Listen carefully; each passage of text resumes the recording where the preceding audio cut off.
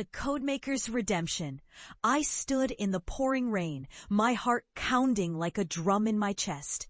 The once familiar house before me now felt like a fortress of judgment, a place where dreams went to die.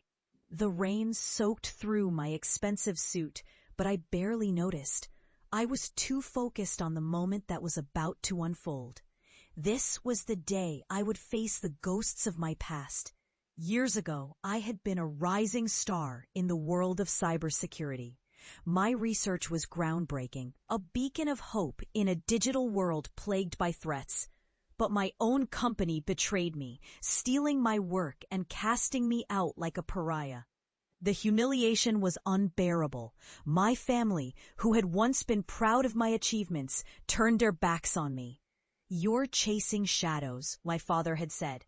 "Cryptography is a dead end. You're an embarrassment to this family."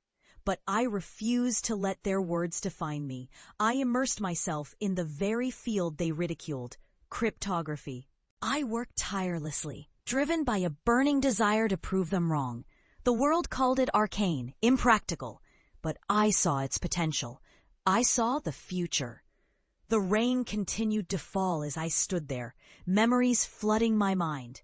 The late nights, the endless code, the moments of doubt and despair. But I had persevered, and now I had returned, not as a failure, but as a pioneer. I had developed an unbreakable encryption method, a breakthrough that had transformed global digital security. I was no longer the laughingstock of my family. I was a legend in my field. I took a deep breath and stepped forward, my shoes crunching on the gravel path. The door opened before I could knock, and there stood my mother, her eyes wide with shock. "Ethan?" she whispered, as if she couldn't believe her eyes. "Hello, Mother," I said, my voice steady despite the storm of emotions inside me. She stepped aside, her hand trembling as she gestured for me to enter. The house was just as I remembered it, filled with the ghosts of my past. My father sat in his armchair, his eyes narrowing as he recognized me. My siblings, who had once joined in the mockery, looked on in disbelief. "Ethan," my father said, his voice gruff, "what are you doing here?" I stood tall, my confidence unshaken. "I'm here to show you what I've become." I pulled out my laptop and set it on the coffee table. The room was silent as I opened a presentation, the screen glowing with the fruits of my labor. I explained my breakthroughs, the impact of my work on global security. I showed them the accolades, the awards, the recognition from the world's leading experts. Their faces were a mix of shock and awe.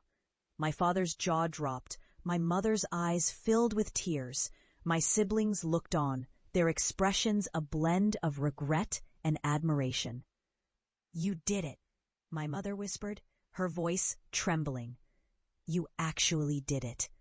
I nodded, a small smile playing on my lips.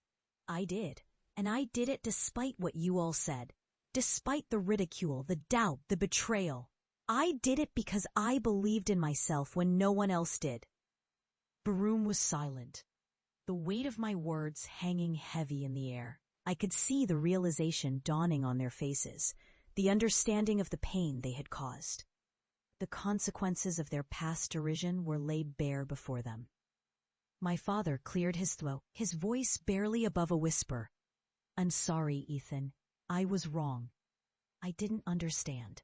I'm proud of you." His words were like a balm to my soul, healing the wounds of the past. I felt a sense of closure, a sense of triumph.